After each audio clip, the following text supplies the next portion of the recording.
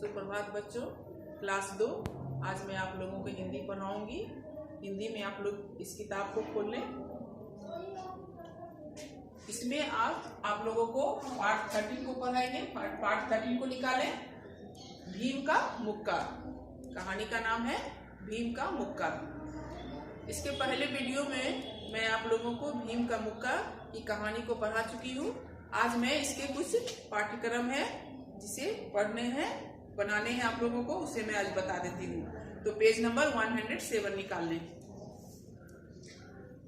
कुछ मौखिक प्रश्न दिए हुए हैं जिनके उत्तर आप लोगों को देने हैं, मैं उसे भी बता देती हूँ। राजा पांडु के बेटों को क्या कहा जाता था? कहानी में क्या बताया गया? राजा पांडु के बेटों को क्या कहा जाता था? तो सुनिए, राजा पांडु के बेटों को पांडव कहा जाता था। राक्षस कहाँ रहता था? राक्षस गांव के समीप वन में रहता था। भीम ने किसे मुक्का मारा? भीम ने राक्षस को मुक्का मारा। भीम को राक्षस के पास किसने भेजा? तो भीम को राक्षस के पास उनकी माता कुंती ने भेजा।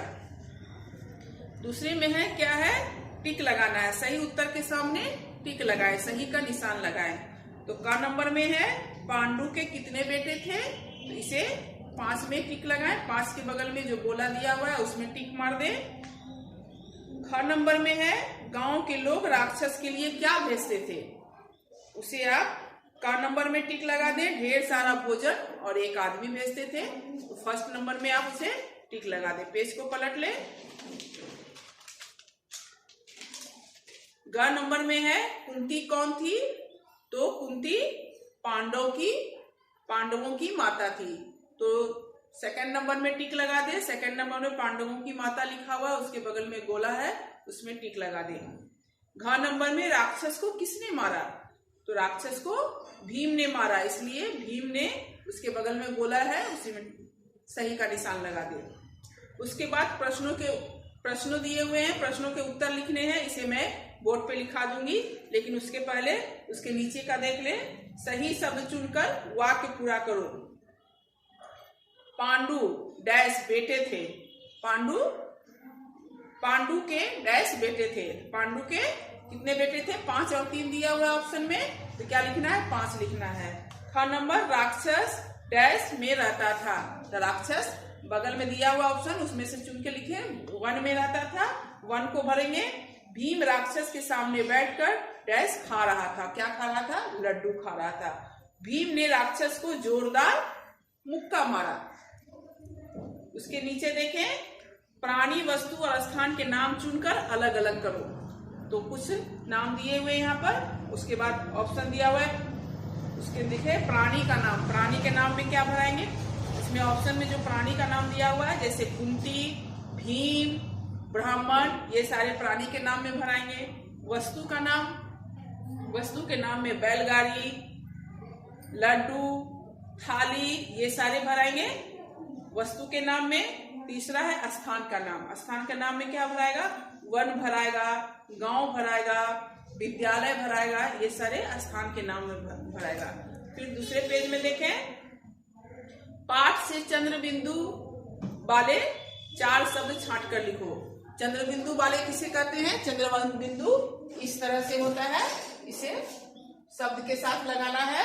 तो पाठ से निकालना है। पाठ में बहुत सारे चंद्र बिंदु के शब्द हैं, उसमें से 4 निकाल कर भरे, जैसे गांव, आंखें, 5, मुंह, गांव वाले, पहुंचा, ये सारे शब्द हैं। इसमें से 4 शब्द को आपको इसमें भर देना है। उसके नीचे पढ़ो, समझो और एक से अनेक बनाओ। तो देखिए क्या है बनाना?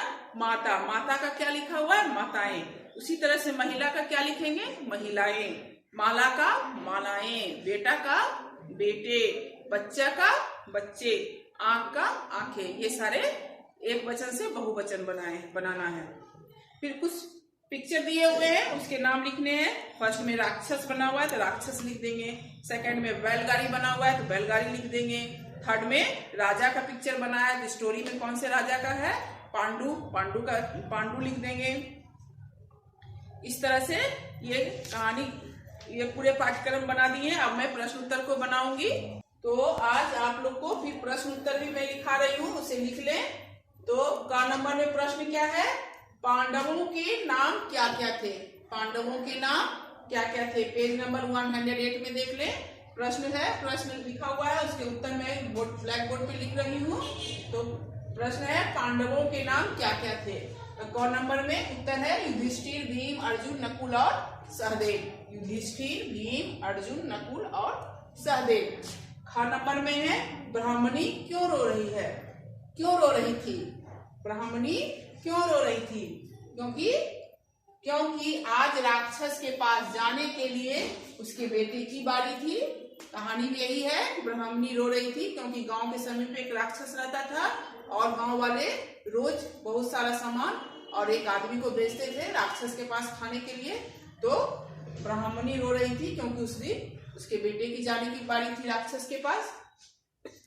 ग नंबर देखिए, कुंती ने भीम को राक्षस के पास क्यों भेजा। कुंती ने भीम को राक्षस के पास क्यों भेजा, क्योंकि कुंती को विश्वास था कि भीम जरूर राक्षस को मार देगा। भीम तो बहुत ताकतवर था, आप लोगों को कहानी पढ़ के पता ही हो गया होगा कि भीम बहुत ताकतवर था और उसने राक्षस को मार भी दिया।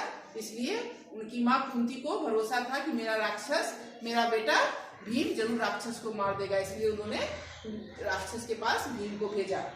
नंबर घ का प्रश्न है, गांव वाले क्यों प्रसन्न थे।